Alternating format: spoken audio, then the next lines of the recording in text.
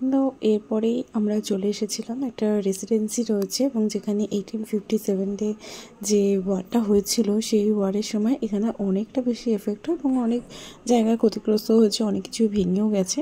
কিন্তু ওই যে বললাম যেটুকু স্মৃতি পড়ে আছে সেটাই যেন আমাদের কাছে অনেক অনেক, তো প্রায় ম্যাক্সিমামটাই ভেঙে গেছে এবং হয়তো সামনের দিকটা দেখলে তোমরা অতটা বুঝবে না। এবং এই এরিয়াটা অনেকটা বড়, অনেকটা। এখানে দেখছো গেটটা কত সুন্দর। আর এই যে দেখো এখানে অনেক কিছু ভেঙে গেছে, হয়তো আর কিছু বছর পর গেলে এইগুলোও আর দেখা যাবে না, মানে কিছু যেগুলো একেবারেই শেষের দিকে সেগুলো হয়তো আর দেখা যাবে না। তো আমরা যখন গেছিলাম তখন একেবারেই অফ সিজন, তো সেই কারণে এখানে ভিড়টা খুব একটা বেশি ছিল না, ভীষণ ফাঁকা ফাঁকা ছিল। আর বৃষ্টি বৃষ্টি ওয়েদারটাও ছিল, সেই কারণে বেশ ঘাসগুলোও সবুজ হয়ে আছে, চারিদিকটা পরিবেশটাও শান্ত, আর ওয়েদারটার জন্য মানে খুব ভালোও লাগছিল।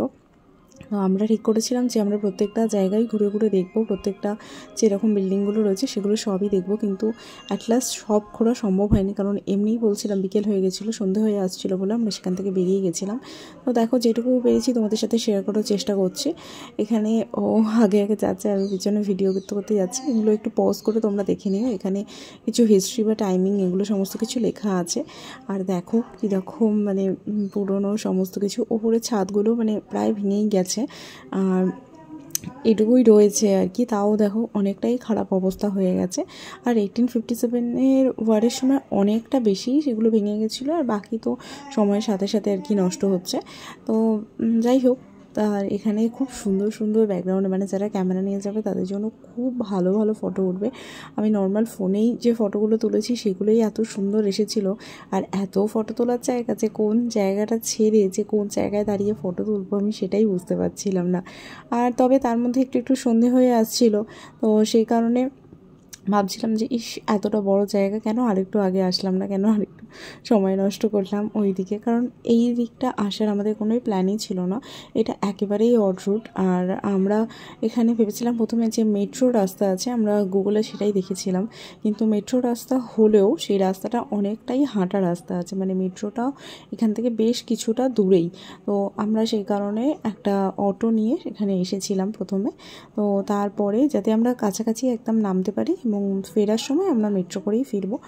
আর আমাদের যে হোটেলটা আছে, আমরা কাছাকাছি কোন মেট্রো স্টেশন রয়েছে বা কী রয়েছে সবই আমরা দেখে রেখেছি, কারণ মেট্রো করে ঘুরলে অনেকটা বেশি সুবিধাও হয় এবং অনেকটা মানিও সেভ হয়, সেটা তো আছে, আর টাইমেরও অনেকটা সেভ হয়।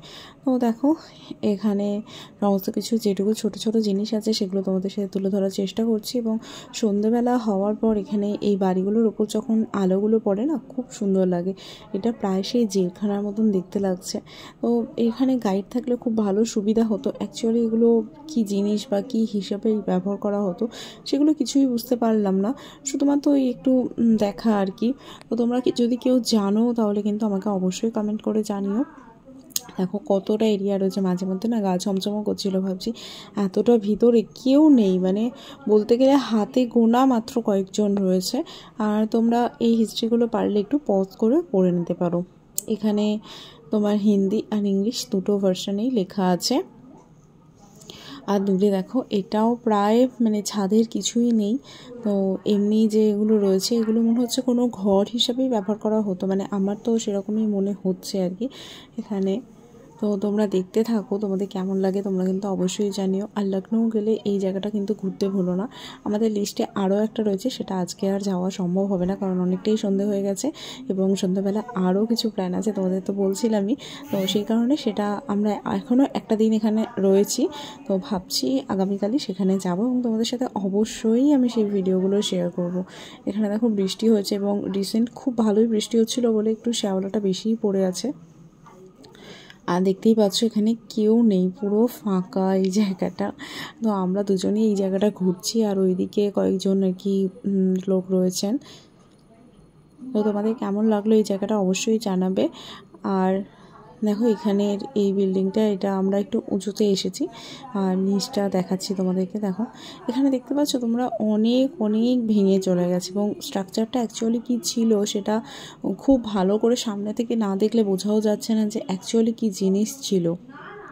তবে এখানে বেশ মাঠের মধ্যে বসে কিন্তু অনেকটা সময় কাটানো যেতে পারে, যদি না বৃষ্টি বা খুব যদি না রোদ ওঠে। শীতকালে তো ভীষণই ভালো লাগবে।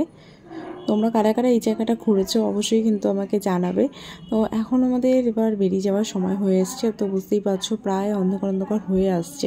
আর যেহেতু আমরা একেবারেই জায়গাটাতে নতুন এবং আমরা দুজনেই এক্সপ্লোর করার জন্যই প্রায় বেরিয়েছি, তো সেই কারণে ভাবছি এবার ফিরতে তো হবেই, কারণ আমরা অনেকটা দূরে আছি আমাদের হোটেল থেকে। আর এখানে ট্রান্সপোর্ট আছে কিন্তু পাবলিক ট্রান্সপোর্টের সংখ্যা খুবই কম, মেট্রোই ভরসা বা অটো, এবং আমাদের যে এখানে হোটেলটা রয়েছে সেই পোর্শনে অটোটা যাবে না। এবং আমরা লখনৌ স্টেশন থেকে 7-8 মিনিট হাঁটা পথেই আমরা আছি, কারণ যেহেতু স্টেশনের কাছাকাছি লোকালিটি বেশি এবং খাবার বা সমস্ত কিছুই কাছাকাছি, এবং সেই কারণেই আমরা সেখানেই হোটেলটা নিয়েছি। তো এর মধ্যে একটা মিউজিয়াম মতন রয়েছে, তো চাইলে তোমরা সেই মিউজিয়ামের মধ্যে গিয়ে ঘুরে দেখেও আসতে পারো, খুবই ভালো লাগবে। তোমরা অবশ্যই, আমি সাজেস্ট করবো যে লখনৌ গেলে অবশ্যই এখানে ঘুরে একবার তোমরা দেখে এসো।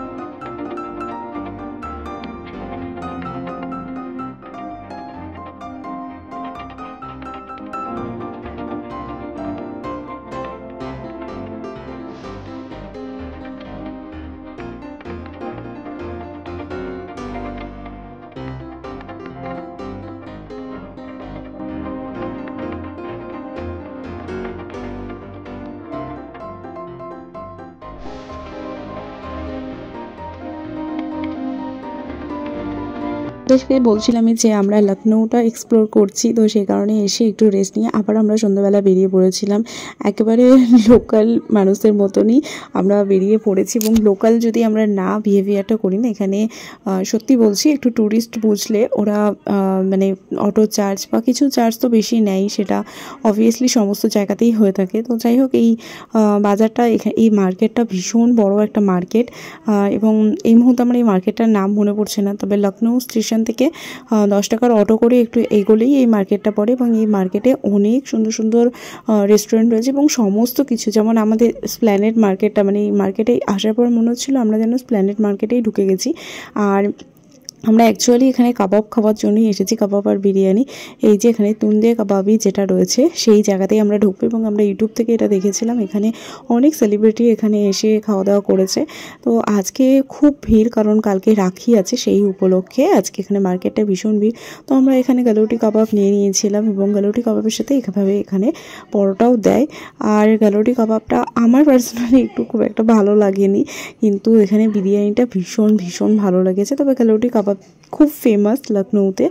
আর এই যে তোমাদের সাথে আরেকবার শেয়ার করছি, লখনৌ গেলে এই রেস্টুরেন্টটা অবশ্যই ট্রাই করো। টাটা।